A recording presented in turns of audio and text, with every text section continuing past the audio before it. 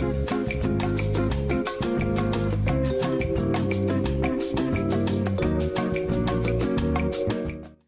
everyone, and welcome to the first speaker series event of 2019. I am new to the Vibrato Foundation. My name is Preeti Trivedi. I focus on capacity building and evaluation. I'm a program officer here. I am so excited to welcome you to today's speaker series, focused on the power of feedback. We pick this topic because there's both a great need for listening at this moment in the world, and also, especially in the nonprofit community, a lot of momentum and energy to do so.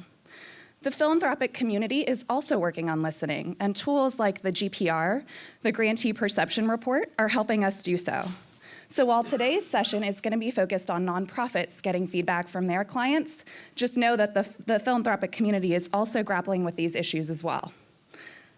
We hope you leave today's session with a better understanding of what feedback is, why it matters, and how to collect it.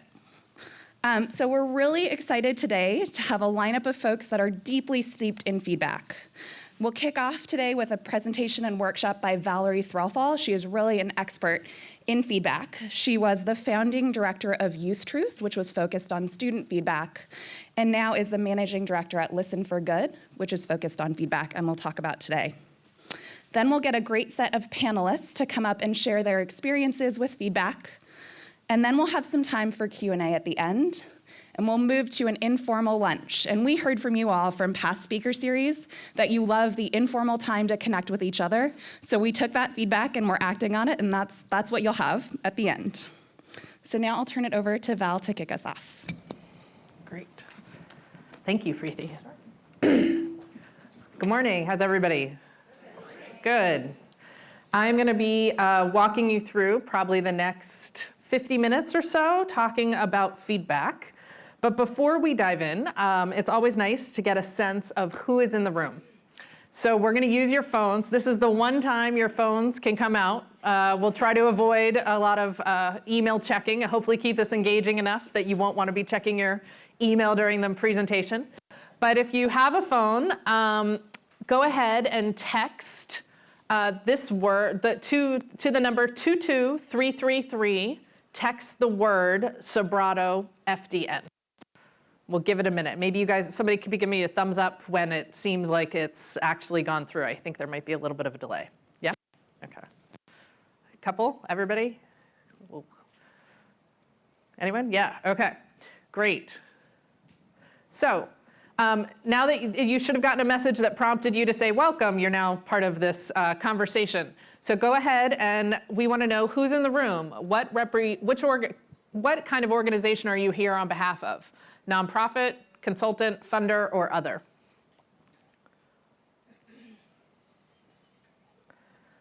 And I'm sure you guys have seen this, but it's doing real-time calculations, so we just get a sense of who's in the room. It's always kind of amusing to just sort of sit here and watch the whole thing. Not amusing, but calming, I guess. Great. Obviously, thank you. We are in the right place. We've got a lot of nonprofit organizations, a few funders, and a few others. And then how would you characterize your feedback work right now? So do you not collect it yet? Maybe you're collecting some feedback data, but you don't really do much with it. Or you're collecting and you're always responding to it.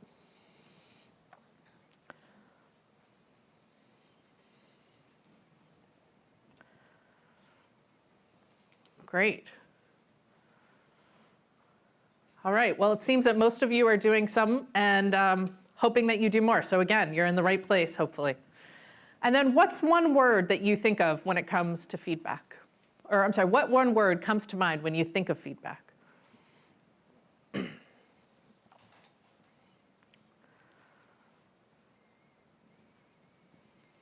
We'll give this a minute to let these come in. All right. Information. Listening, great. Curious, improvement.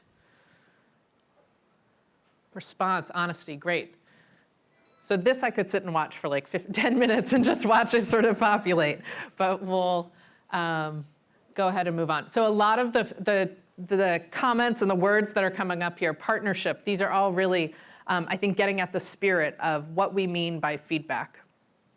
But let me just set a little bit of level setting. So what I'm going to do, just to kind of frame the next 50 minutes, we're going to have some interactive portions where you're going to have to talk to pairs. But I'm going to prime and talk a little bit about sort of what do we mean by feedback and what are some of the best practices that we've seen in our work in terms of helping nonprofit organizations in particular to build high quality feedback loops. So what do we mean first by feedback? Let's just level set what we mean. And in particular, you hear a lot of terms thrown around. You hear people talk about self-reported outcomes. You hear people talk about feedback. You hear input. And I just want to kind of clarify sort of how these are all slightly different. So when we're talking about feedback, we're talking about the perspectives, opinions, and feelings that individuals may have about their experience with your organization. So they're commenting on their experience interacting with your organization. And that data, that information and insights are then used to inform the decision-making of your organization. I highlight this idea of sort of the idea that the feedback actually leads to decision-making because it's actually something quite unique to the concept of feedback. So in 2017, I run a consulting firm called Écoutez, and we staff a project called the Listen for Good that you'll hear us talk a bit about today. But we, as part of that work, we researched what do we mean by perceptual feedback. So we actually looked at all the literature, and what was really striking to me is across all different dimensions, industries, whether it's management or even engineering, there's this assumed relationship between sort of action and reaction with feedback. And so there's this nature that if you give feedback that it leads to something in response. And so I would characterize that is something distinguishing about feedback, maybe from all other input that you get. Often you're asked your opinion and you give input, but it may not lead to changing decision-making or influence the decision-making. That is also separate from self-reported outcomes, which also come from clients or those that you serve. But what's different about feedback and input versus self-reported outcomes is when somebody's reporting on self-reported outcomes, they're talking about sort of how they've changed. Whereas when they're talking about feedback, they're talking about their experience with your organization. So slightly different in terms of the focus. I think what's often confusing is that people often co-collect both feedback and outcomes in a same survey. And so they kind of get confounded together, but they're actually just slightly different. And in particular, this is really about trying to advance opportunities for the people that you serve to have voice into how the services could be better delivered to meet their needs. So all of us in our lives get feedback all the time. This is some feedback from my now 7-year-old as of last week about my lunch that I produced the other week. Mommy, I do not like the crackers. So I get notes like this quite regularly, actually. There's a lot of feedback in my life. But why is it important to focus on feedback, and particularly from clients? Well, I would say there are 4 primary reasons.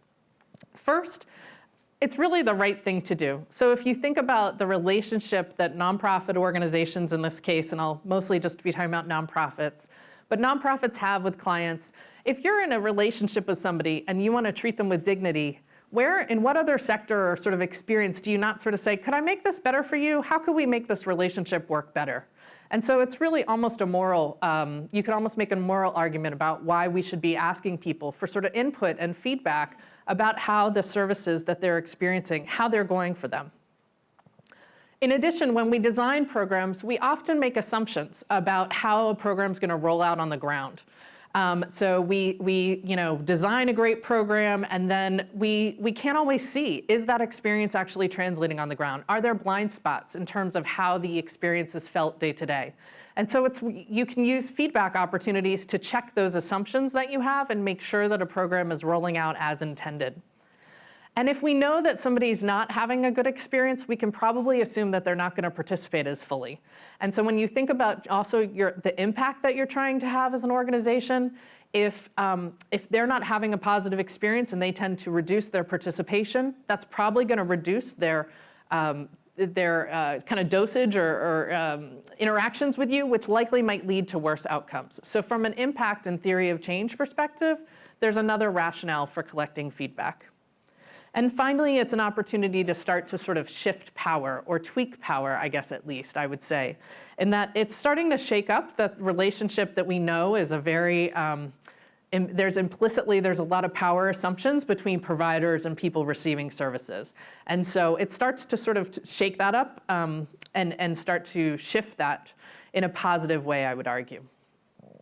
Within the field, there's a growing conversation, as Preeti highlighted, the concept of feedback and sort of should funders be collecting feedback, should nonprofits. It's an emerging conversation for sure right now, I would say, in the sector, which we think is a great thing, just from our vantage point.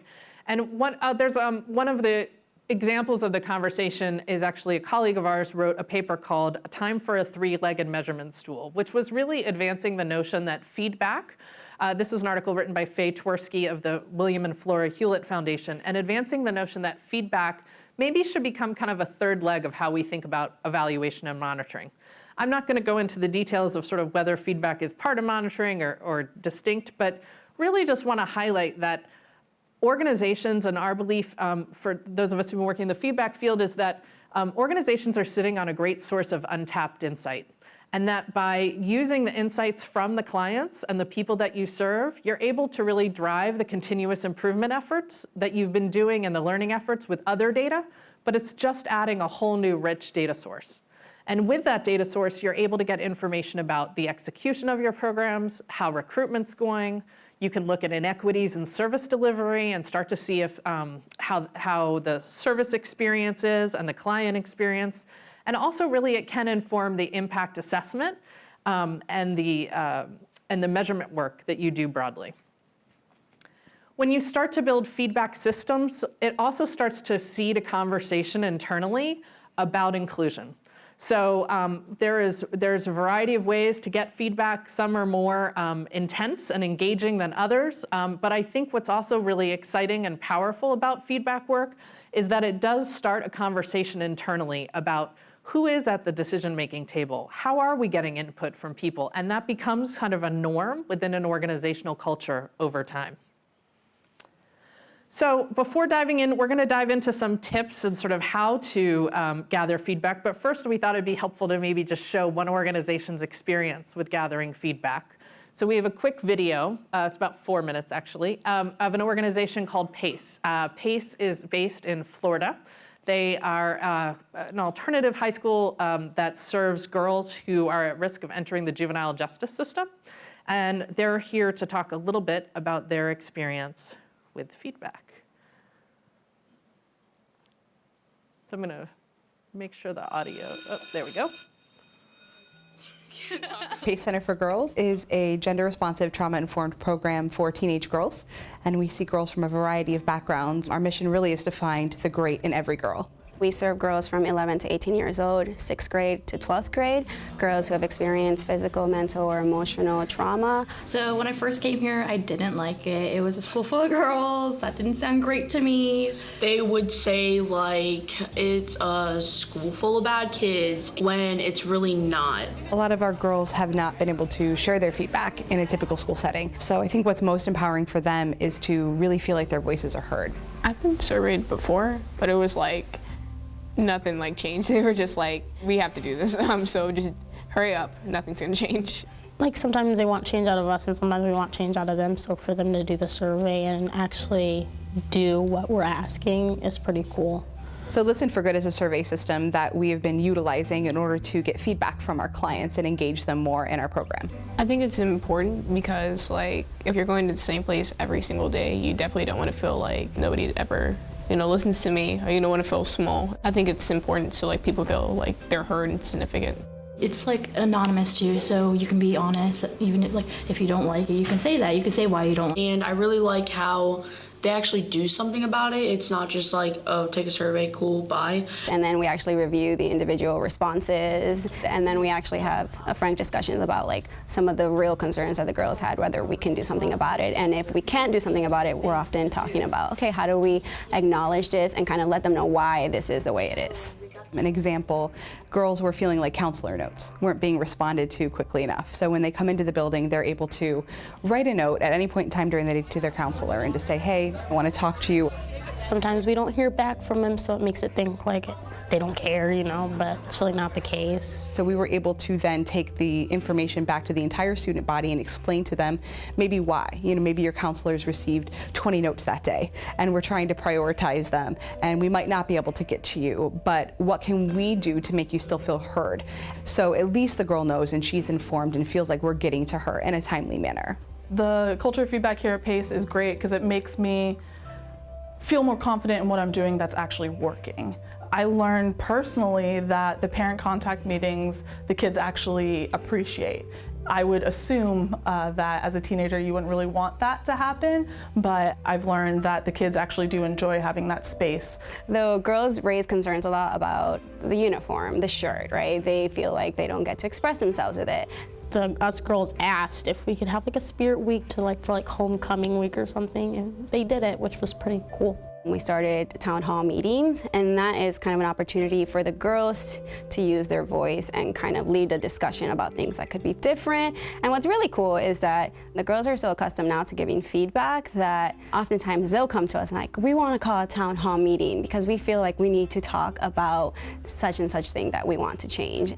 Once you start to see that you have control over the little things, it helps to bring into perspective that you can ultimately change the bigger picture. You can absolutely see, you know, the real life implications of that when girls that initially were unable to walk in the door due to severe anxiety are then able to stand up in front of their peers and talk about their story and really own their story and stand in their truth.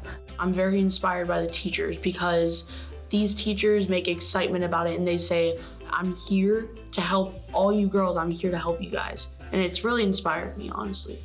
Before I came to PACE, college wasn't in my mind. I didn't plan on going, but when I came here, I was like, I can do it and I'm gonna go.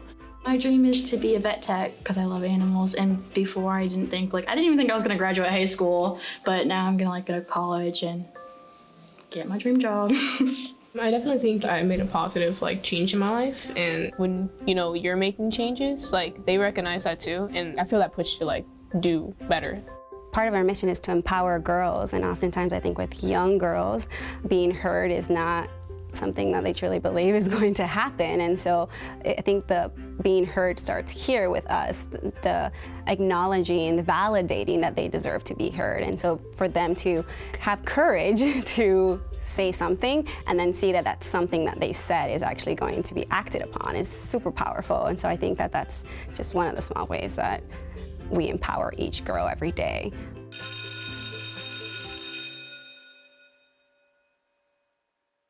So hopefully that just grounds you a bit in sort of the experience of what we're talking about today. But now let's start to move into sort of how to do this. So if you want to embrace this practice, some of you say you're doing it now, but you want to improve it, what are some of the tips and best practices? One of the things that I've seen in particular, I've been now in the feedback field for about 10 years, is that people tend to think of gathering feedback as a data collection exercise. That's sort of the mental model that people operate with. And actually, I would argue that one needs to kind of shift their mental model and actually think of feedback as a loop. So it's not just the data collection, but from the organizational perspective, there's a full loop process that one has to go through. And what I see in the field is often what I would characterize as breaks in the feedback cycle. So organizations may gather data, they'll design, let's look at the top of this loop. They'll start with design. They'll design a feedback data collection system. They'll maybe collect some feedback, and then it'll just sit. And I totally get there's capacity constraints, and so sometimes it can't get to the analysis, but sometimes it'll sit on a shelf and it'll never see the light of day. Sometimes it will be analyzed, but then the organization will stop there and they won't really use the data to drive decision making. What we're focused on is helping organizations to really think about this as a full loop concept, and in particular focus on the back end. So not only do you have to design a feedback loop, think about how you're going to collect feedback and actually solicit the feedback from the clients and the people that you serve. You then have to interpret the feedback. That's step 3. But then you actually have to respond. You have to do something differently and figure out how you're going to act. What are some of the decisions and actions that you're going to do in response? And then a 5th step is what we call closing the loop. Closing the loop is a communications exercise where you communicate back to the clients and the people that you serve what you heard and what you're planning to do about it. And to be high quality, we think that you have to think about all 5 steps and pursue all 5 steps. When I say we, I'm often referring to a group called an initiative called Listen for Good.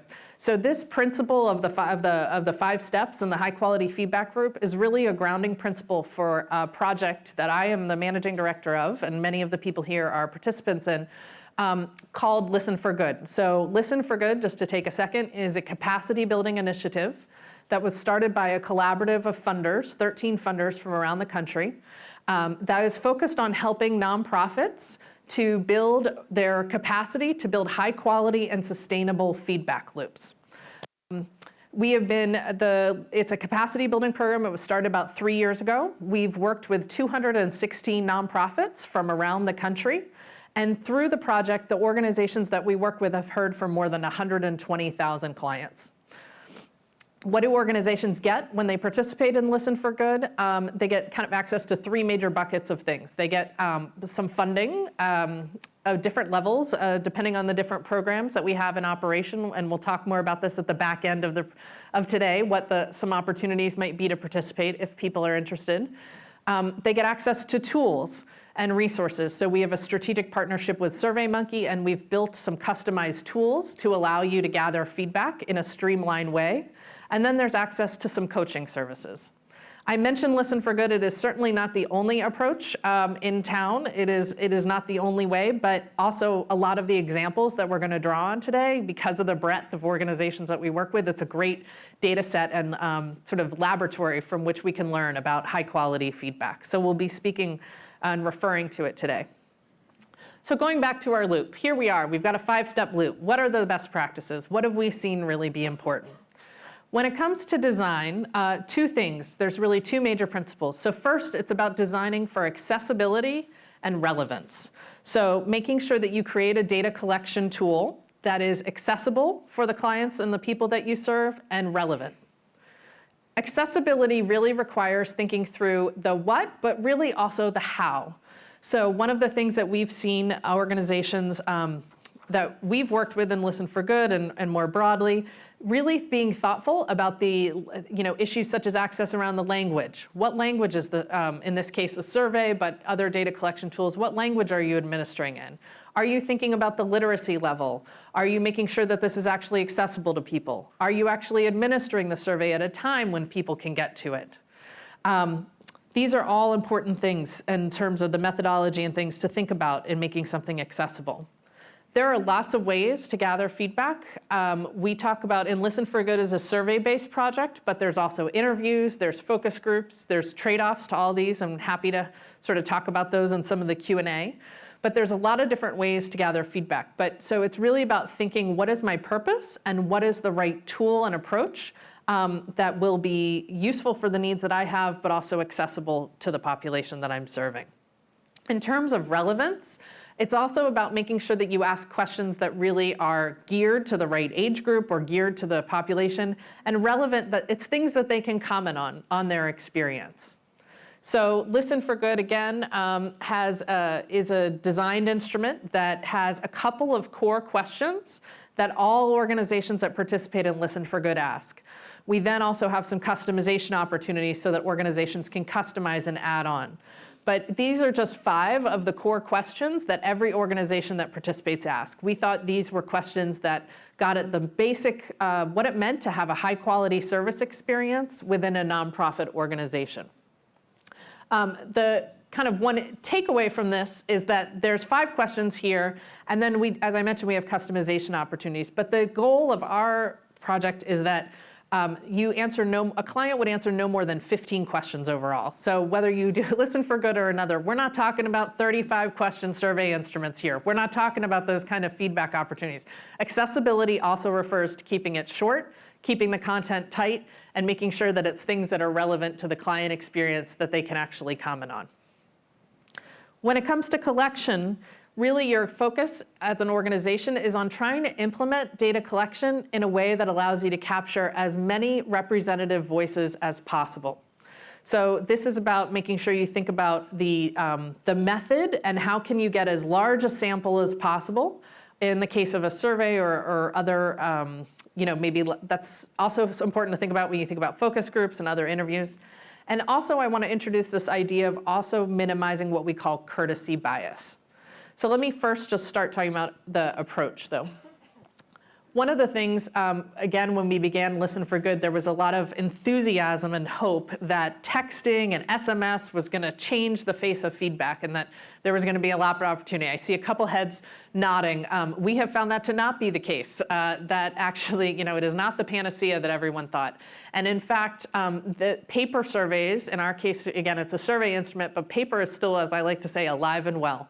And we've heard some really interesting things about people feeling there's measures of sort of confidentiality and safety that gear people to different methods.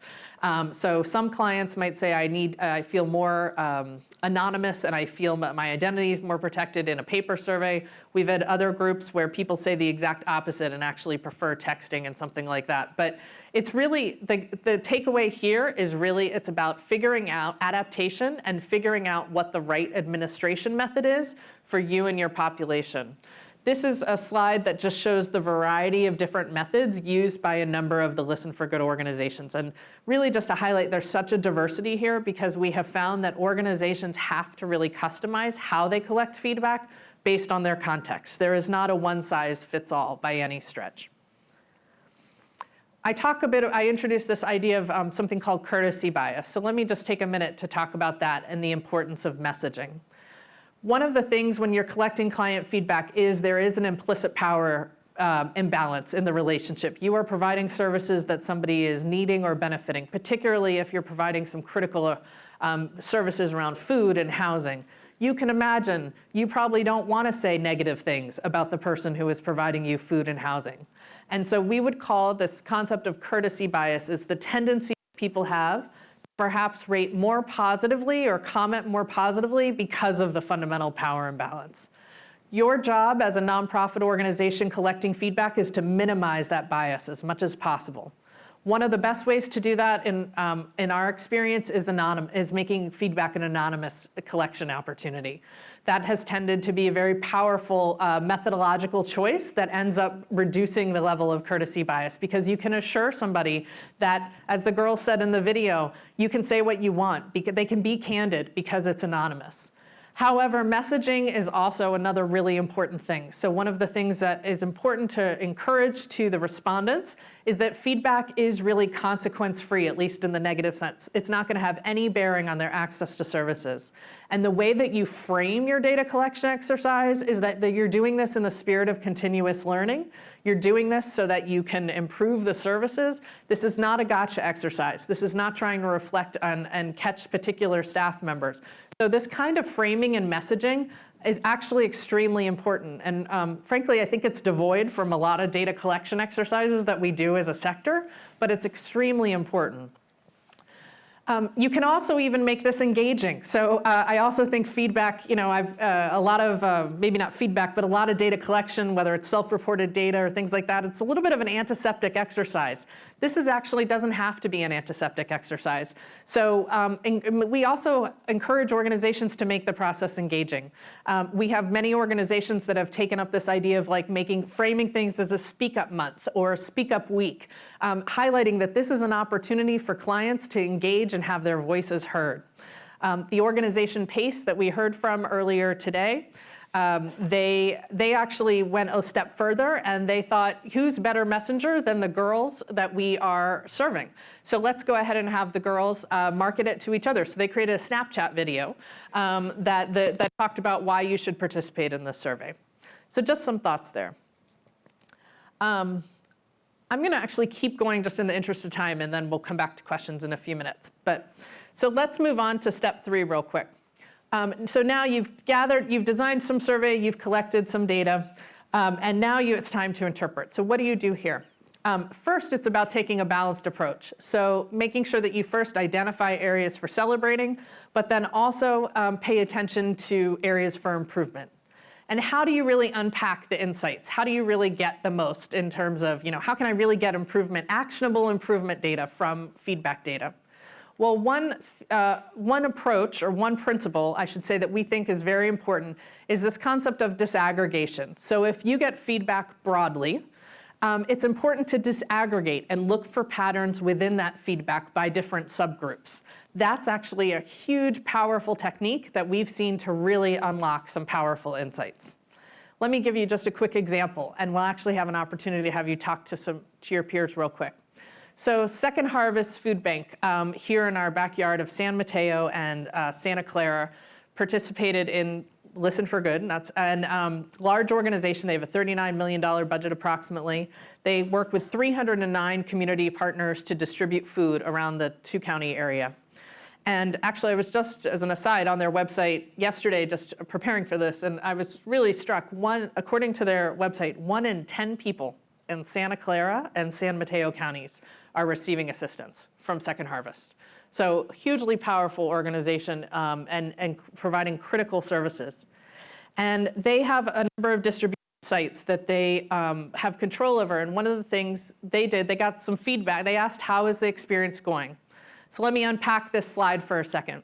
They asked a question which is called, you'll hear maybe in the panel people talk about, they asked a question called the Net Promoter System question.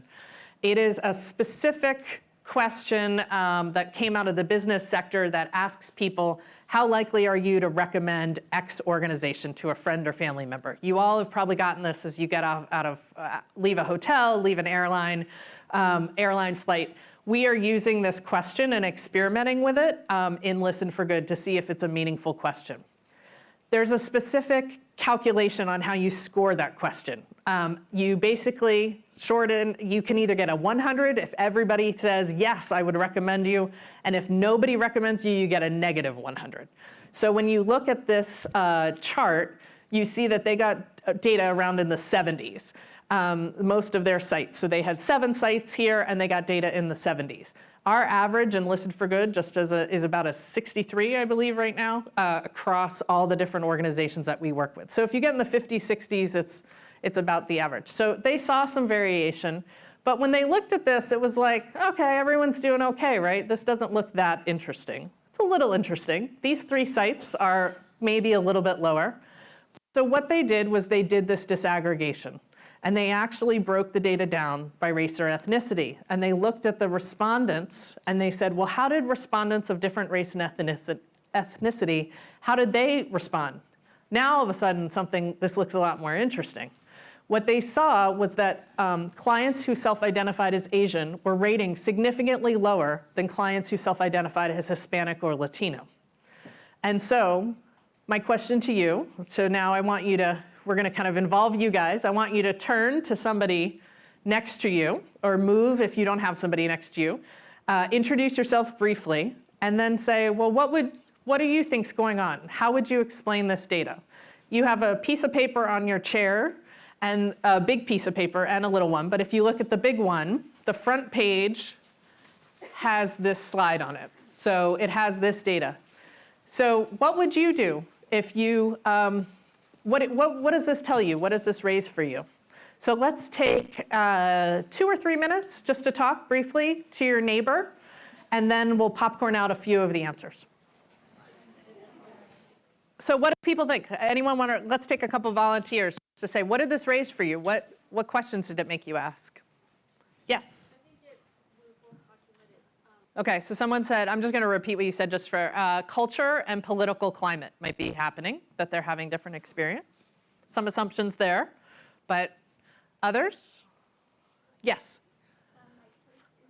I immediately thought that it might be a language issue, and perhaps staffing at those sites were not multilingual, or maybe there's a sensitivity or cultural issue. But then Marielle was like, well, first she wanted to ask a question before she jumped right in to make assumptions. So I just thought it was good that there was a team that. And what was her question?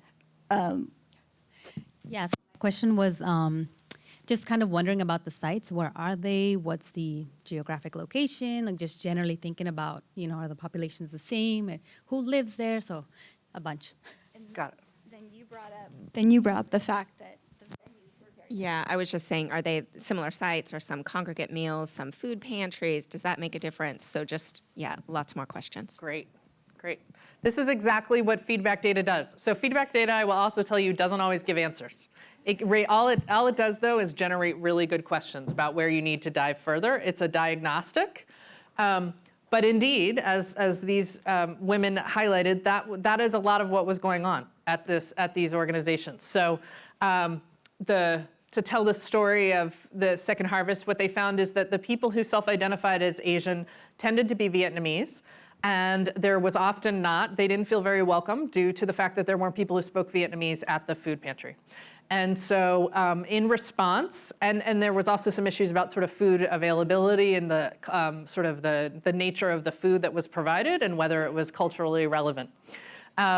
So in response, Second Harvest got this data, and they have they invested in some interpretation services. They have a whole process around that, and they actually did reworked a lot of their volunteer training. So like many organizations, one of the challenges of I think it's a very real challenge is that they rely on volunteers to hand out a lot of the food. So this involved a lot of retraining and conversations with the volunteers.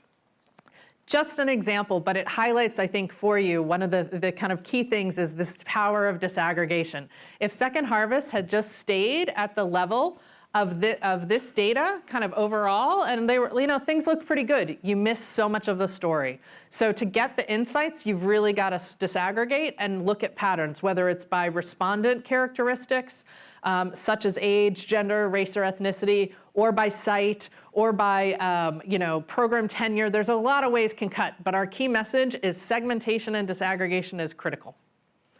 So now we've interpreted data. Now let's move along the path. We've got some data. We've interpreted it. Now, what are you going to do with it? Apologies, sorry about the slide. The box fell. There's a lot of perspectives. This is, I think, where feedback becomes a lot harder to template. And in many ways is sort of a traditional change management process. I would put on one's traditional change management. So I now have some data from feedback, but how am I going to get this data through my organization to inform my colleagues and lead to different decisions and inform the decision making? And so it's hard to template because every organization's culture is different, but I think one of our key messages is just to really do something with the data. So don't stop at that place of interpretation, but really think about what can I take from this data, and both near term and long term, how can I respond to the feedback? This is an example, this slide, again, from Listen for Good, because we have such a nice big data set. We had 112 organizations at this point, and we asked them, how have you used this data? And so, and how do you intend to use this data? And the percentage numbers here reflect the percentage of organizations that have either made changes in one of these areas or they intend to make changes. So I think it's helpful to see the types of things that people tend to do in response to feedback data. We often see people that tends to fall into these 4 buckets programmatically. So people often change what they offer, the program offerings. Maybe they add a new curriculum or a new class to respond to feedback. Or maybe it's the food, the specific type of food that's offered. They also, program operations, people will rethink how are services delivered, how are the hours of operation. We hear a lot about people changing hours to make services more accessible. Relationships with providers, so between staff and client, how can I make that relationship stronger and more equitable? And then in some cases, can I add new resources and services to the program? What's most exciting, though, is once you start making a series of programmatic changes, it actually starts to change organizational culture. And I think of this as almost more of an additive process, but once you start building some programmatic changes, it does start to change the culture of an organization. I think it drives, many organizations get to the same place with other data, but it drives a conversation about continuous improvement, how to be a learning organization, how to be curious, how to always be asking questions. And this is where I think you can start to see some of the long-term sustaining changes and impact on changing an organization. Let's talk through one more example, and you'll have an opportunity. I'll give you a few more minutes to talk to a pair this time, but not too much more. But this is an organization called ECOS. So ECOS is a nonprofit, small nonprofit, budget under $500,000, 8 staff, based in Houston, Texas. They provide a range of emergency relief and access services to people, particularly who have recently immigrated to this country or who are refugees. One of the programs that ECHOS provides in Houston is a program called Application Assistance. So they provide one-on-one support to people to allow them to fill out all the applications they need for both federal benefits or state benefits, so CHIP and Social Security and things like that. Imagine you come here, you don't speak the language, it's incredibly hard to navigate that system and figure out how to access the benefits. And the organization is led by a executive director, she's been there about 3 years now, named Kathy Moore. And so ECHOS administered some surveys, got some feedback, and they got this back. And so they asked people how satisfied they were with each of the following aspects of their service delivery at ECHOS. And what you see is wait times. They asked these on a 5-point scale, and so wait times came back extremely low. Kathy was not surprised. There are lines outside ECHOS every morning. People wait 3 to 4 hours to be seen to get application assistance. So she knew this was a problem. But they also got feedback, people said qualitatively, I'd love to have a way to make an appointment so I don't have to wait so long. We arrived early, there was no place to wait outside. So they knew this was a problem, but having data can often help really shine a light on it. And so my question to you is, again, I'm gonna have you maybe just stick with the same pair and now say, what would you do if you were Kathy? You get this feedback data. So I'm gonna have you spend about 3 minutes talking with a pair, and 3 to 5, and sort of say, what would you do? Now, you guys all had a piece of paper. On the back side of that piece of paper now is the ECHOS story. You don't have to, I basically just paraphrased what's written on that page, but you can read it if you would like. But I basically paraphrased, and you'll see the data. Correct, Mara? There's a data there. You'll see the data on that page. So let's take a minute, talk to your pair. What would you do if you were Kathy or the staff and got this feedback? What would somebody do? What does this raise for you? What would somebody do if you were in Kathy's shoes? Anyone want to raise their hand and volunteer? It could be anywhere. I won't necessarily pick on this side. But oh, yeah, great. My organization just was in a similar situation, and we switched our model from a drop-in model to an appointment model, and it's actually working really well. The clients are more satisfied with the service, and the staff are also more satisfied. So great. It's been a win-win. Great. Anyone else? Other ideas? Yes, back there. So we chatted about perhaps making weights more comfortable. Because it sounds like that might be something that's static. And if you're going to have it anyway, she said she knew it was a problem, make that more, make it more enticing then for your clients, because if they're immigrants, they're likely paid hourly. So if they're waiting 3-4 hours, that's taking money from their pockets. Right.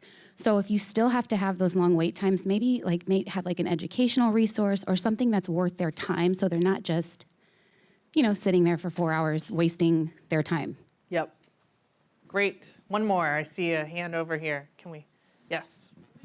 Maybe not everyone would be able to access a system. So if there was a way that even kind of triage, like you come into a hospital and there was a way to kind of quickly assess who could maybe even sign up in person for a session next week, who could sign up online, some way to address the diversity of the clientele. And if you're in Houston and it's 105 degrees, it would be pretty miserable, and it's cold and wet there in the winter. So looking at what kind of opportunities might be for additional space for them to have people wait. Yeah, I saw one, I'll never forget one place, it always strikes me out feedback, it can be simple and profound. Someone was like, I wait for hours, can I just get a sunshade? I wait here outside for hours. Can we just have that? I mean, that was a simple, but yet such a profound. So you guys are a great group, I think, to do brainstorming. Kathy would have loved to have all of you at her table. Let me just kind of do the reveal. They did do a number of changes. So they've changed their registration process. And they started this idea of a triage system. So can they start to segment the needs and think about how they could handle needs differently? I love the ideas of sort of other services. They ended up kind of focusing on staffing. They had an opportunity to also do some staffing, and that really has improved the process. And now they hear things in their survey, instead, people saying, you don't delay people, you take care of people well. And you're a great organization, the way you handle the line. But let's turn now, and I want to, Kathy's, this is a clip. It starts at a little bit of an awkward moment. I'll apologize, but I'm sure she'd love this. This is the most flattering shot of her, I'm sure. But it's a clip that I just think it's powerful. She talks a bit about sort of the overall impact that it's had on the organization and then goes into her own words and some of the changes that they've made. It's changed the attitude of the staff. They're more amenable to meeting clients at their level rather than providing services the way staff thinks it should be provided. And they also have embraced change, and so now they are change agents themselves. When our clients feel like they have had an opportunity to tell us about a program that they would like to see us implement or to change something in our organization, they feel like they're part of the program too, and they feel like they've got the ownership as well. And I think they feel like they're part of our team and they're partners with us. They don't feel like they're just walking in the door, receive something, and walking out of the door. They're part of something bigger than that. So one of the biggest changes, there were two actually, that happen every morning now. It starts every morning in Echoes with a staff meeting, and every day a different staff member leads the meeting. That particular change led to our staff members feeling empowered because they were the ones that made the agenda, they set the tempo of the meeting, and they could bring up any item they wanted that was going on within the organization to discuss. And so that's when they started bringing in changes. That's when they started bringing in ideas for, well, don't you think we should have this group waiting in this area and this group waiting in that area? So that was one of the changes that we made. And so after staff meeting every day, we have a meeting with the clients. And that meeting changed the dynamic between clients and staff. It changed it because we started off the morning talking to them, telling them what to expect, but not just telling them what to expect, creating relationships with them. So yeah, that cuts off a little abruptly, sorry. But I think what's powerful about Kathy, one of the things that strikes me when she talks about this is she focuses on how the organization has changed culturally, and they could have made specific, tangible, programmatic changes, but really that it's a change management opportunity. It's an opportunity they had to engage their staff and how to think differently and become client-centric in a new way that felt different for the organization and took time and didn't happen overnight. So I realize we're giving you just a taste of each step, but we're going to keep moving. So now we've responded. We're now at closing the loop. As I mentioned, closing the loop is in some ways a relatively simple communications exercise, but one of the things that we hear from organizations is it's pretty daunting because it's probably the least familiar for them. And this is the idea that you've collected data and feedback from people, and now you need to communicate back to them what you heard and what you're doing about it. We often, and you heard the Zuriel from PACE talk about, she took surveys all the time and they never go anywhere. Having worked as running a student survey program, I cannot tell you how many times I heard that from young people across the country. And so this is breaking that and saying, you actually tell them, I heard you and here's what I'm doing about it. Why do it? It's a sign of respect, fundamentally. If somebody has taken the time to provide you feedback, it's respectful to tell them back what you heard. We also believe that it leads to more candid feedback over time. It helps to build trust and show that you are actually doing something with the data, which engenders trust with the clients and the population that you're serving, and actually will lead to a more robust feedback loop over time. How to do it? Variety of different methods. This is sort of one, again, our general advice is do what works for you in terms of the communication methods. If you've, you can be creative about it, but also if there's methods that have worked for you. And this quote here is just a quote that actually an organization that we worked with received that basically says, like, I've done surveys all the time. It's cool that they ask for feedback, but the fact that I actually heard from them is unlike any organization I've ever heard from. So it's an opportunity to be different. Let me just give a couple examples of what we've seen people do. Some people use technology. This is an organization, Nurse Family Partnership, that they actually had done a very technology-based administration. They texted surveys to young women around the country. So they set up a microsite. they have the funds to be able to do that too, which not everybody does. They did this cool microsite where you click on things and then it was able to tell you, you said this is what we're doing in response. Technology-based, but the framing is the same. What did we hear and what are we doing about it in response? Another organization took this concept of a data placemat. Maybe some of you have heard this. This is a data placemat is like a way to view data. They actually kind of flipped it on its head, which I thought was quite creative. They are a organization that serves meals. And so they said, well, let's create a literal placemat. We give meals that tell people our data. So they created placemats at their food service, at their dining room where they serve people, homeless individuals, and give them meals every day. And they said, this is what we did. You heard, we said this, you said wanted this. Creative, simple. Here's another example, flyers. We see a lot of flyers. How did an organization, a health clinic in this case, respond? So those are just some primes, but where to go from here? And then I'm going to open it up for maybe 5 minutes, 3 minutes of Q&A, but we'll have time for Q&A also at the end of the panel. But sort of how do you get started? So if this is newer work, my advice is to first keep it simple. Don't try and create an entire feedback system that's going to swamp your organization. So do this in a bite-sized way. Come up with a couple initial questions, though. Think about certain programs that might be particularly ready and ripe for getting feedback and start a feedback system with them. Even if you're going to do something small, though, I would encourage you to think about that full loop. It's like a muscle. You have to start to build the muscle of not only getting data, but actually doing something because it's a different habit. It's like going to the gym, which I don't do as much, but it's a muscle that we all should build.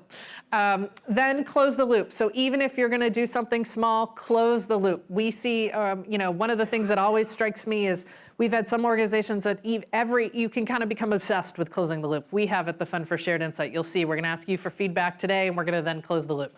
But it becomes, a commitment to doing all 5 steps. So even just if you're going to get started, keep the loop in mind, keep it manageable, but go ahead and try and just build that muscle organically over time. So I hope this has given you some good insights. Happy to answer a few questions, and then otherwise I will turn over to my colleagues, and we're going to shift into a panel where you'll hear from Peninsula Family Services about their experience gathering feedback, specifically from a local player. So yes, questions? Any? If not, yes. Is the PowerPoint available? Yes. I believe there's a recording and a PowerPoint that are going to be made available. I had a question about the... Oh, look, you're already on a mic. How, I did. Yeah, a hand. The balance of disaggregating the data and also trying to maintain anonymity, because I think that that's something that we've struggled with is trying to really focus in on it, but also allowing people to be open about it. So kind of how do they strike that balance? Yeah, it's a great question. I think when you disaggregate down, I would disaggregate into groups, because if you have 1 or 2 people saying something, it's hard to always know how representative that is. So try and think about disaggregating to like kind of groups of 5, I would say is kind of a bottom line number that we tend to go with, where you can feel that you're protecting the anonymity. That's not always the case. I realize if you disaggregate, for example, in the school setting by 9th grade and by gender, there may only be 1 girl until all of a sudden it becomes identifying. So I realize that's not always possible, but in general, we tend to think of, can you disaggregate and look for patterns by group? Because if you have one of the challenges and one of the questions we often get is, I have maybe just 1 or 2 people who are really unhappy. How do I give credence to that versus giving credence to the macro? And that's a real tension. I think in general, we say look for the big patterns, but particularly if you get feedback from groups that are historically, I would say, have been marginalized, but they're not highly represented in the population, that's also important to look at. So a specific example is, we've seen some interesting data from some organizations where people who identify not as male or female might have now they're not large in number at a given organization perhaps, but they tend to be sometimes have a very distinct experience. And so you have to manage that too. So it's an art, I will say. I'm not sure I've given a great specific answer. I have a question about gathering feedback from non-users. Are there any best practices for finding non-users or asking non-users for feedback? Yeah, great question. We have seen some organizations take the same structure.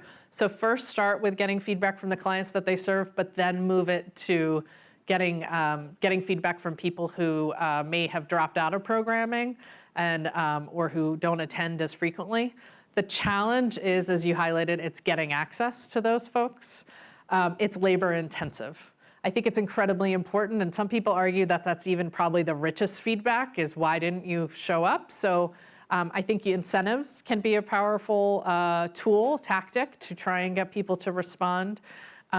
Thinking about where you could easily find, if it's a school program, if they're in school, are there other places? But I would say incentives would be my first tactic off the bat. But I think you can apply these same principles and the same approach. We have had a number of organizations do that. Yeah, and then I'm gonna do 2 more, and then I'm gonna get in trouble for breaking the agenda. So, but I'm available after lunch too, or during lunch. So yes. I'm particularly thinking about immigrants. Some of them have had no prior experience, being the position of being an informant. So is there any previous groundwork, that we need to do, and what would be that? Great question. Yes, I think as much as one of the things we think about, and we didn't talk as much about today is the idea of getting buy-in or helping prep both staff and also the clients. So people are sometimes reticent to provide feedback, or it's an unfamiliar place. I think the messaging is critically important to test with, to make sure that they understand why they're being asked, how the data will be used, how their confidentiality will be protected. Those are some basic principles. And then, there are, I think, if an organization is up for it, and another great thing is to involve, this is sort of tangential to your question, but involve clients in actually creating instruments, involve clients in helping think through the interpretation of data. So the more you can maybe test a survey with them and say, does this resonate for you? Do a little field testing. If you have a group, maybe an advisory group or clients who tend to come very frequently, can you test some of the questions? Those would be some tips and ideas. Yeah. Last question. Great, thanks. I found it really interesting, this slide that talked about the different methodologies for collecting data and feedback, and how paper was still very much utilized. And we switched to tablet-based feedback and evaluation data, and found it much easier for our staff to process the data and make use of it. So I wonder if you're encouraging particular tools for the efficacy of processing. I think electronic data collection is much easier on staff, I will say. The downside of paper is it is a bear, and I have not, in all my time, still found a great method for automating that process of data entry. I think there is a growing set of players who focus on being just the tool. So I think it's actually becoming a very rich field in terms of electronic data collection. There's SMS platforms now that you can do texting. There's a variety of, I just heard somebody yesterday was saying that we got contacted by a group called Opinionator. There's Get Feedback. There's a lot of different platforms that are starting. So I think it's just about figuring out what the features and the right tools and approach is for you. But I do think it's easier and more sustainable in general, long term, but I completely appreciate that some organizations and clients and populations have said it just won't work for us. But I do think long term, if you're gonna do something sustainable, it's the burden on staff of doing paper-based data collection is high. So it's something that we sometimes try and have people start with paper and then maybe start to convert electronically over time. But happy to answer more questions afterwards. Great. Thank you so much for your engagement and time. My name is June Wang, and I have the privilege today of chatting with folks who've been directly involved in feedback. So whether it's giving feedback, gathering feedback, or supporting organizations to get that feedback. Just briefly about me, I'm one of the folks staffed on Listen for Good. I help oversee the portfolio of organizations, and then I am also a coach. So I have about 25-ish organizations that I support to gather feedback. So I wanted to introduce my fellow panelists. So we have Debra Deutsch here. So she has been with Peninsula Family Services and is in one of their programs. So she will talk a little bit today about the process of giving feedback. We have Tessa Solomon, who's the Director of Strategic Initiatives at Peninsula Family Services. I'm going to start saying PFS because it's shorter. And then Chase Ouro, who is the analyst in their Evaluation and Learning Department. I think their first full-time position in Evaluation and Learning. And then we have Ash McNeely, who is at the Sandhill Foundation, and she has been the funder supporting PFS in their work. So just to get us going, Tessa, can you tell us a little bit about PFS, sort of what you do, all of that? Yeah, we see a lot of our partners in the room, so hopefully some of you may know about Peninsula Family Service. We're a nonprofit organization based in San Mateo and Santa Clara counties. We serve about 12,000 people every year. Our mission is really focused on self-sufficiency and bringing tools and skills to children, families, and older adults so they can lead healthy, stable lives. And we do that through 3 areas: early learning, services for older adults, and financial empowerment programs. Awesome. And tell us, what was the program that you surveyed as part of Listen for Good?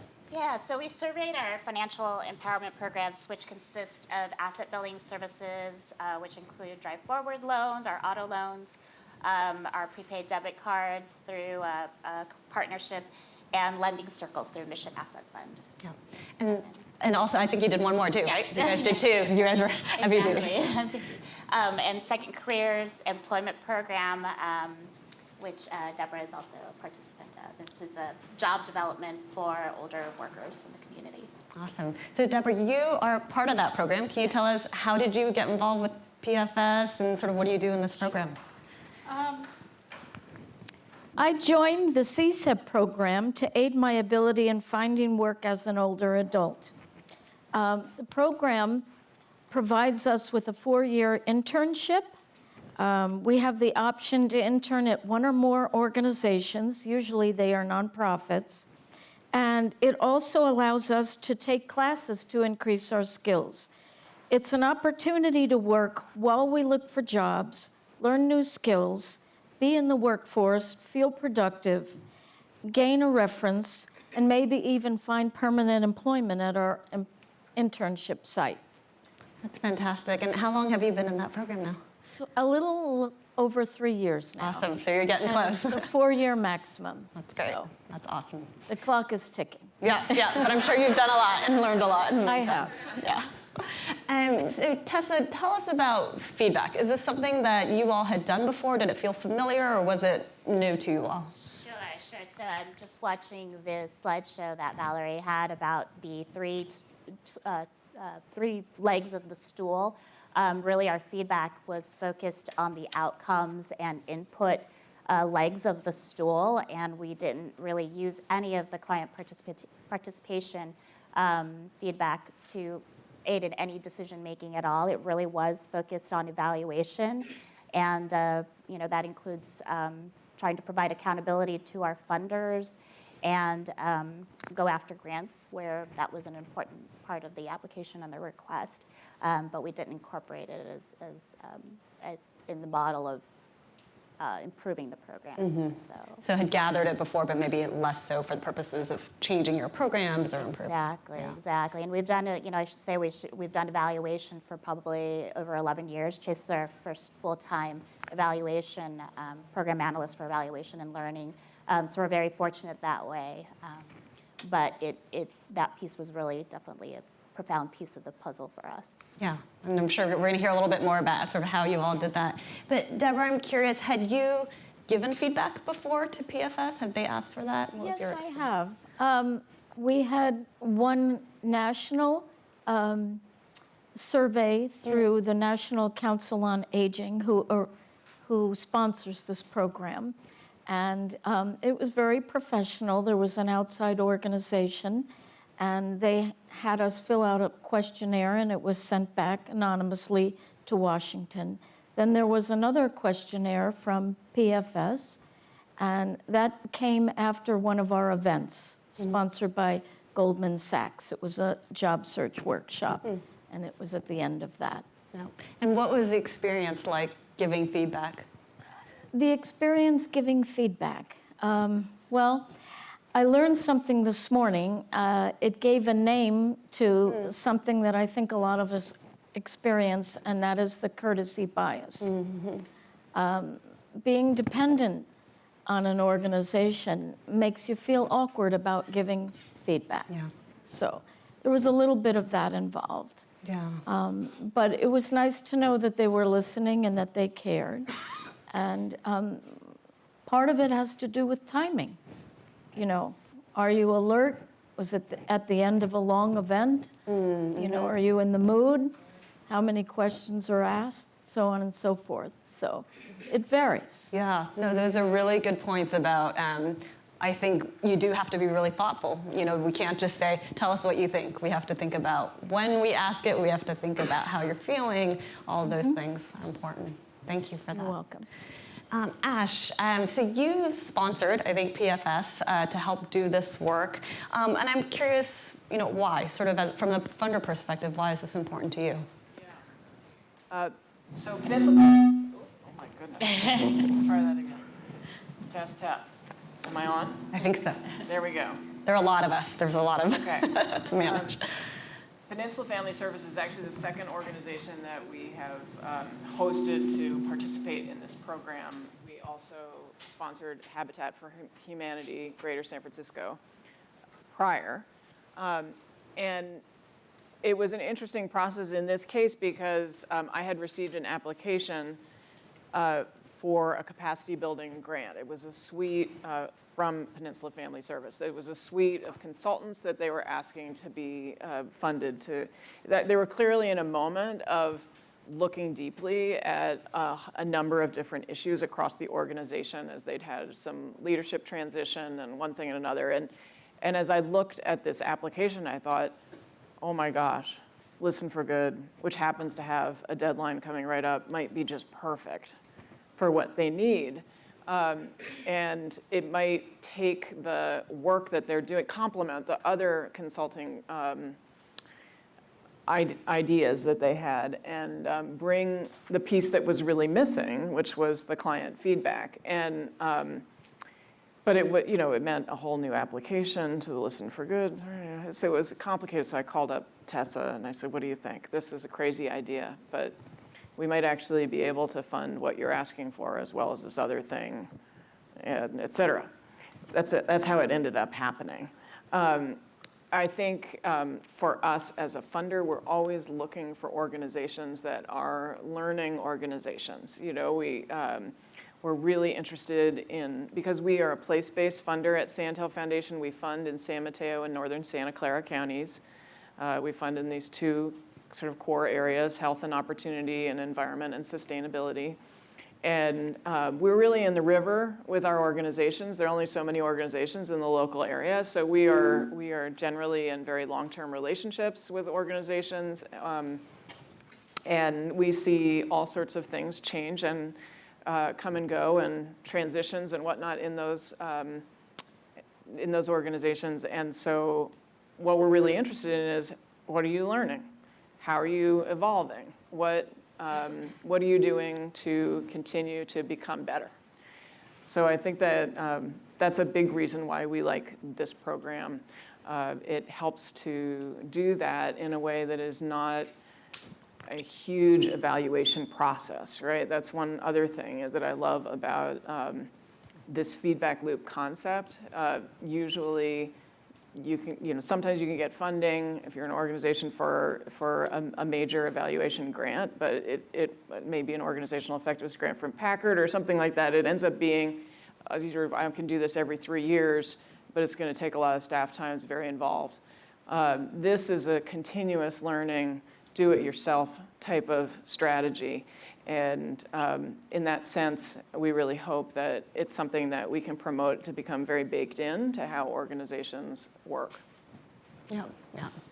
Awesome. So let's dive in. You all gathered feedback. I think you did both paper as well as online, kind of depending on what folks needed. So Chase, tell me then, what did you find? Was it new information? Was it surprising? Yes, so we talk about in the presentation, there was a net promoter score. So our net promoter score was very high compared to benchmark, which is very good because majority of respondents said that our program met their need extremely well. However, they want more connection with corporations such as LinkedIn and more computer training. So these are the areas in which we are working to improve the program right now. And I love that you highlighted both the positive, because I do think usually there is something to celebrate. We oftentimes will always jump right to the, what could we do better? But I think it is important to celebrate that, clients are having their needs met. I think that's important. But like you said, identifying what can be improved. Have you been able to implement those? Are those in the works right now? Yes. The program director is working in connecting, which she's here. Oh, she's right over there. Yeah. She's working on connecting to more corporations because corporations such as LinkedIn help participants to build on their profile, and through that and their platform, they can get connected to more jobs. Yeah. Love it. Are you on LinkedIn? Yes, I am. There we go. One of the things that Valerie talked about earlier was also wanting to disaggregate the data. And I believe you also looked at some differences by demographics. Were you able to find differences there similar? Or, what did you find there? Yeah, so what was a complete surprise to us when we analyzed the data was that there was a disproportionately low number of Spanish-speaking populations that we were serving through second careers. And so this was very a vulnerable moment for us, I'd say, because we, as an organization, 60% of our population, organization-wide, serves the Hispanic population, Spanish-speaking population. And we really pride ourselves on our cultural competency and sensitivity. So to see that our programs are so low in an area in a population that we know that we really need to serve was a moment for us. And so, but it led to a great conversation I had with Brenda Brown, who's our program manager, and talking about what should we do about this. And what we saw was it really was about the staffing patterns that we had. To do the job development and to work with older adults, we use participants who are in the program themselves, so they're providing the job development. Brenda's only one of our full-time staff for the program. And she said, we need to really look at our recruitment for these participants and these job developers. And it is a challenge for her to balance that out, trying to find somebody who has the skills of doing job development. And being able to reflect the language and culture is definitely an issue. So what we did is we applied to Chan Zuckerberg Initiative for a capacity building grant. And we got a grant from them to do diversity, equity, and inclusion activities. And that's, the grant allowed us to do it all levels, board, staff, and with our clients. And I see one of our board members right there, Sarah Pillade, who's been involved in the DEI work. It helped us. One of the main things that we're looking at is looking at our policy and our areas of policy, and looking at our HR policies and how our recruitment can be changed in order to be more diverse and inclusive and address some of those needs and those staffing pattern issues. Yeah, I love that you really were able to take the data and sort of be able to look at it on its face and then say, well, what could we be doing different? And then actually even leveraging more funds, which is very strategic. I think for some nonprofits, when you get not 100% positive feedback, sometimes it's a little bit scary. It's like, uh-oh, what are we not doing right? And I think it can be even scarier to then go and share that with a funder. So since we have a funder on our panel, I'm curious, Ash, from your perspective, should nonprofits be sharing all the scary info with you? Well, I hope that you will always share your scary feedback with me. To me, the relationship that I try to build and that our whole team tries to build with our grantees is one of trust. I mean, knowing that, you know, the inherent courtesy bias of the relationship between nonprofits and funders is just something that sits there in the room. As I say, we are always trying to be very responsive to the needs of our grantees as they evolve. And so part of that learning is, for us, is learning from the mistakes that are happening in organizations. And they're not really mistakes, actually. I mean, I wouldn't even call them that. It's just information that you're using. It's data, and you're using it to just continue to grow and get stronger in what you do. And also the world around your organization is changing all the time, too. So you're having to evolve to that, which is no fault, you know, of the strategic thinking of the organization necessarily. So we really just hope to be able to hear those truths, I guess, is really what it is. And certainly, you know, sometimes I feel like I work with organizations where I'm not hearing that truth. You know, I can kind of sense that there's a little bit of a sheen on what the information is that I'm getting, or maybe it's a little bit too kind of geared towards what it says on our website or something, you know. And I think, you know, I'm not an expert in your work. You're more of an expert. Absolutely, I'm a massive generalist. So I rely on all of you to teach me as well. So part of that is also this level of honesty. Yeah, and I love something that you had said in an earlier conversation about, you know, this is what it means to be human, right? You know, none of us run perfect organizations, none of us are perfect people, and so acknowledge what's there and how do we build from there. You know, I was thinking about how, from Valerie, your comments this morning about how that sort of notion of active listening essentially is what this is. And you think about that in your own relationships and that skill that you can sometimes go to trainings, you're like, okay, how do what I heard you say is such and such, and am I hearing that correctly? And in a lot of ways, being a program officer is that exercise all the time. The only difference would be that I get to have that conversation with lots of different organizations. So sometimes I have the ability to see a pattern or bring some model that I'm seeing working in a similar situation in another organization to the conversation. But ultimately, it's really about that active listening. So I think you all have done this feedback loop at least once, and as Valerie said, it is a muscle, which means you've got to do it more than once. So tell us kind of what's next for you in feedback. At Peninsula Family Service, we started adapting Listen for Good method to our other programs. So one thing is to revise our questionnaire to really make sure that we are capturing the right data that we need for feedback, as well as participant outcome, like self-reported outcome. And so this is our next step, and we have our next round coming up in September. But it's not going to be two-step, but it's an ongoing thing that we are trying to implement at the entire organization. Yeah. No, I love that the improvement not just happens with programs, but even in how you gather your feedback. So looking at, you know, even are you asking the right questions, or how might they be changed? Yeah, or the time, as Debra said, maybe not after an event when you're tired, right?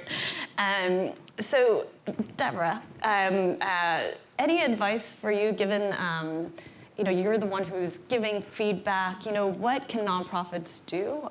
You started talking a little bit about this, but what can nonprofits do to kind of make it more comfortable so that you really feel like you can be honest? Okay, let's see. You are so well prepared, by the way. I love it. I love it. I do my best. The surveys shouldn't have too many questions, because after a while, you know, you just lose your impetus. The feedback should be collected more often. If it's given after an event, people are usually tired if it's a long event and they have to leave. So think about that. Give a shorter survey after an event for sure, remember that certain things can't be remembered. And if people are feeling uplifted or transported after an event, they may not want to buckle down and answer a lot of thought-provoking questions that aren't even always relevant to that event per se. And then I had an idea.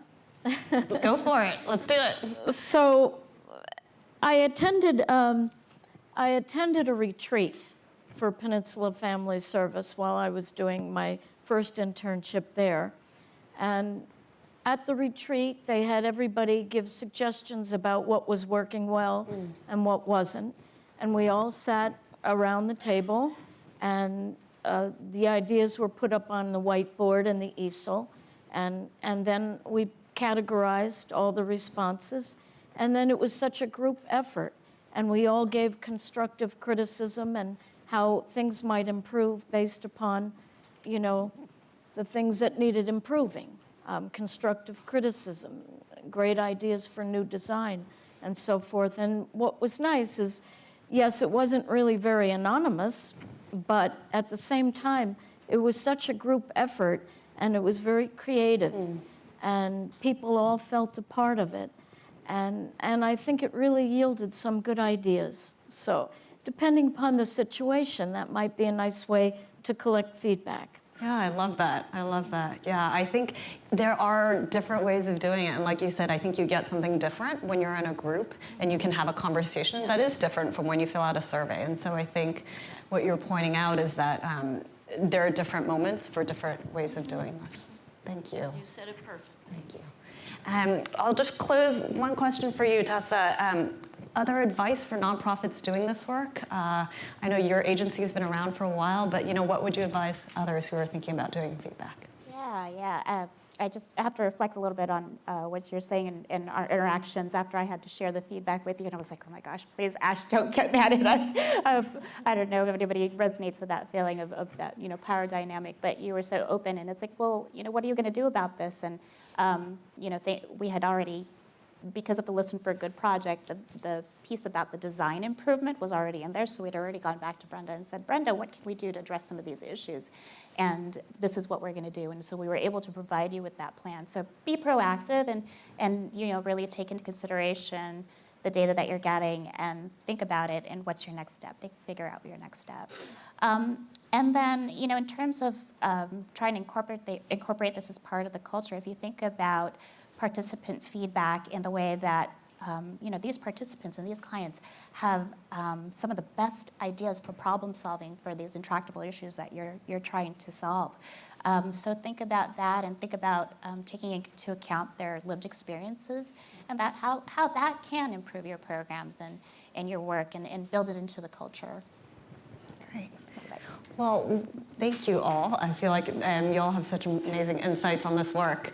We will open it up now for questions. I think Val will also come up here, so if you have questions for her, we're happy to answer those. We're just going to pivot so Val can come sit with me. And we can start right up here. Hi, I'm Noelle. I work with 10,000 Degrees. We're a college success program, and about 90% of our program staff are recent alum within 1 to 6 years. So I'm just wondering, they're not current clients, but they're very recent clients, and it's a fellowship program, so a lot of them are there for 2 to 3 years and do a capstone every year. And many times that capstone then becomes part of the curricula. But we're not as good we're great at hiring our alums and building our network, but we haven't yet instituted, I think, the survey without courtesy bias, because we give scholarship money away and we're having thank yous with, like 1,800 students a year that are getting those monies, but I'm seeing how obviously courtesy bias is built into every one of those thank you notices. So I'm wondering how you distinguish between feedback with staff, which are representative of your clientele, versus the true current participants and clients. So I think we're really great at one and we really can work on the other, and just would love to hear maybe if you have any experience with the two levels. I can start off briefly, and then maybe if any of you want to jump in. So I've definitely worked with other nonprofits that have surveyed alumni, so people who've graduated from the program or no longer with them.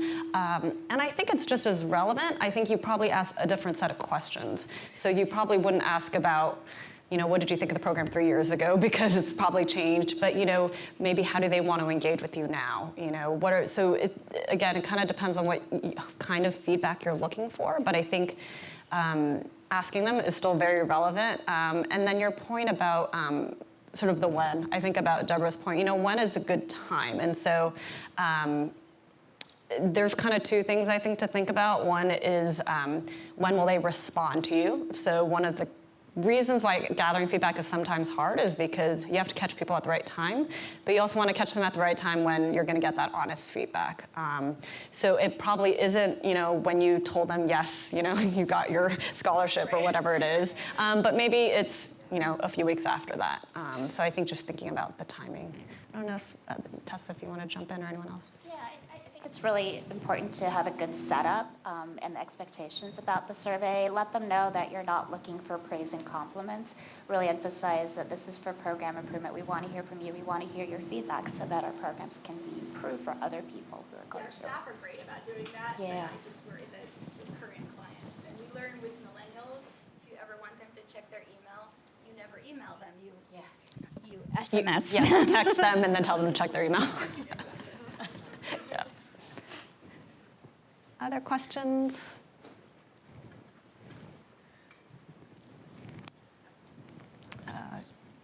I think we'll do one over here first.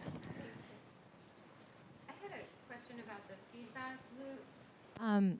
A lot of times we'll serve clients. We have some repeat participants that come back multiple times, but a lot of times we'll see someone once and we provide them with the service that they need and then they're out the door. So in terms of providing them with the feedback, like we could do things like and our clients, we serve immigrant communities, and email is not really, it's not how we're going to be providing them with feedback. So I like the idea of doing like a poster up in our office so that people who are coming in can see, oh, we did this, but it's not necessarily getting feedback back to the people who actually participated in the first survey. It might help for people who like taking the survey next year, like that kind of thing, like in repeated cycles. And is that a kind of a valid way of doing it? I just wanted to get your input on that. Yeah, so I can, we hear from a lot of organizations that same challenge that they see people one time, how do they then close the loop?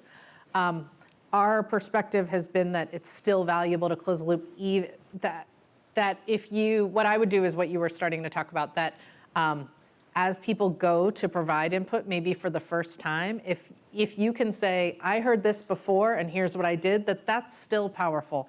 Even if it's not to the same people, but that it starts to tell the clientele broadly and send the signal that you're listening, because it is just in some cases not always possible to close the loop because people have either graduated or it's a one-time service. So we understand that. If you can reach back, great. And whether it's through your newsletters or other opportunities where they may still be engaged to just share what you're doing. But we also think the second best idea is, as you were saying, to maybe tell the next group, we've heard in the past this is what we're doing in response, and so that it sends the message that you actually do kind of move through the whole loop.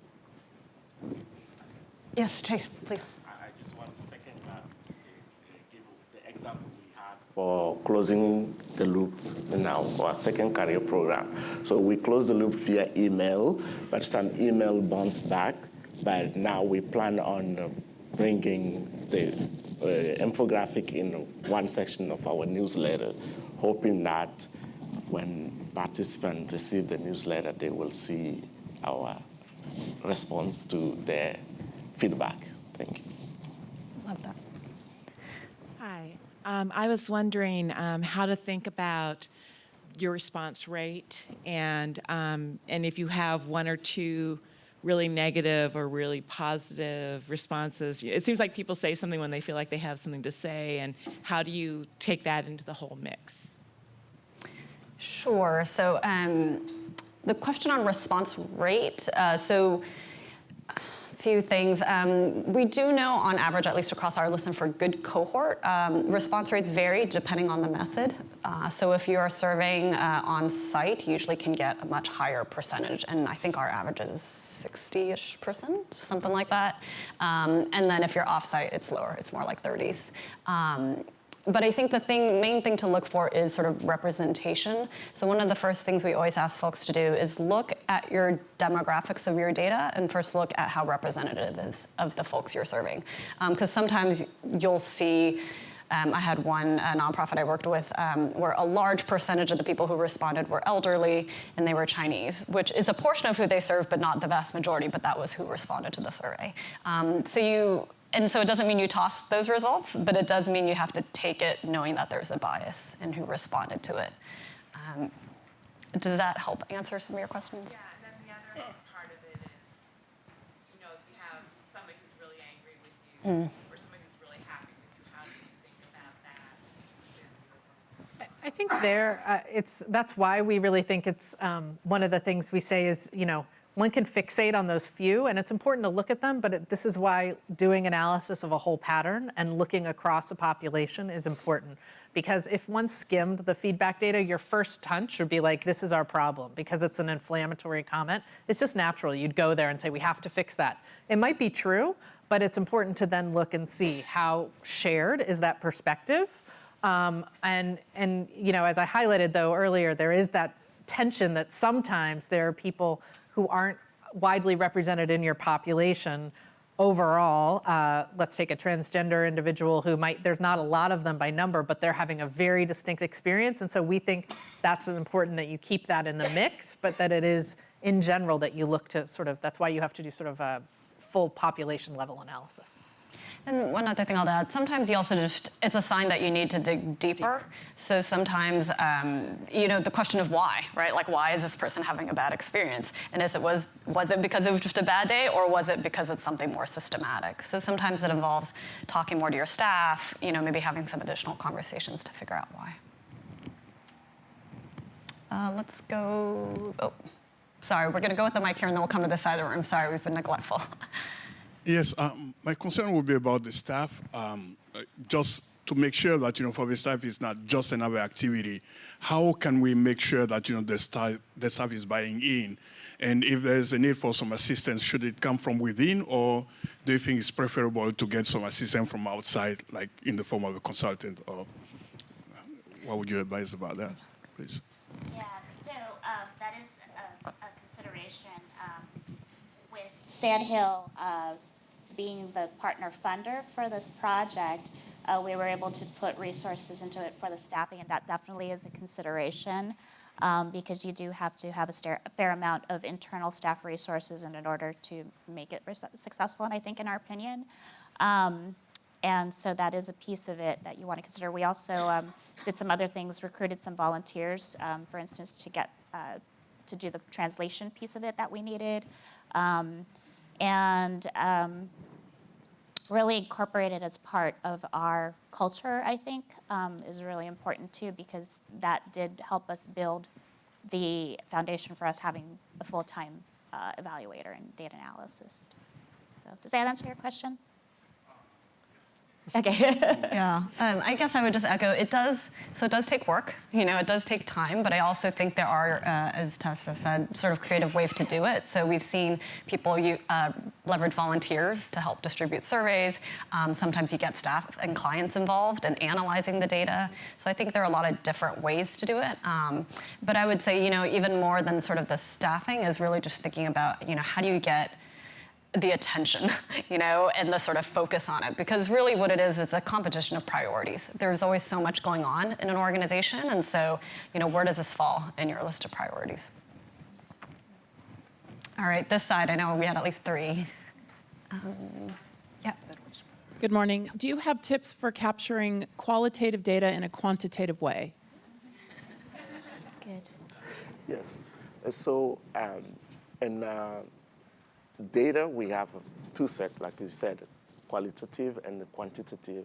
And usually, we are in charge of some data that we can control, like intake data that we have access to that, because if we look at in our internal database, we have people's name, their age, their gender, all of that.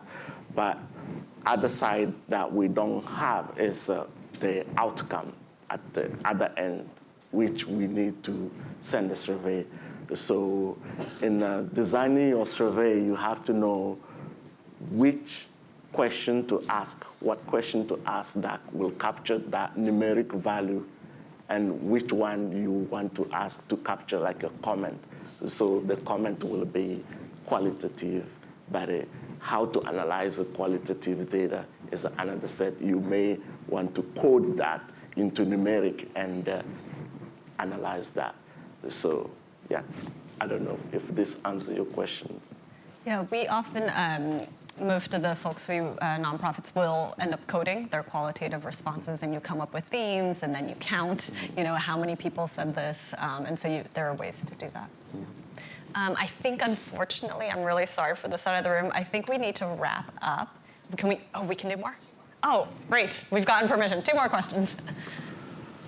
So I had a question regarding trying to capture really good survey feedback from children. What constraints, we've done it, but it's only when we have them contained at a camp. On a regular programming, trying to get that feedback. So I'd love ideas or considerations of how. I actually have about 5 other questions, but I'll leave that. Thank you.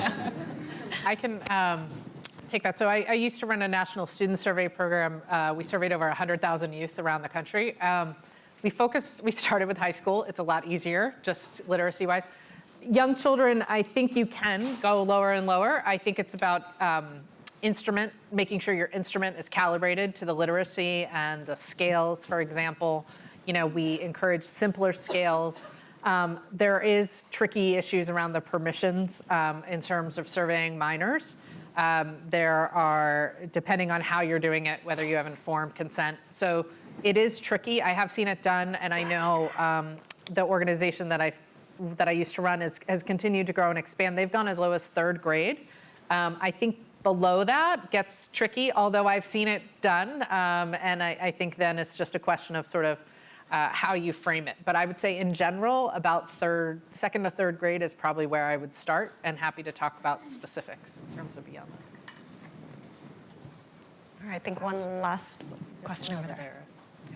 So when we're trying to get feedback from what I call community members, I believe language, titles are important, and how we define the potential participants are important.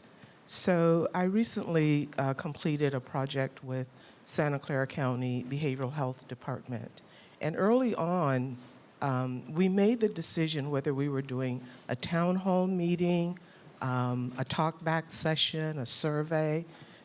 We made the decision about how we would define the participants and call them all community members.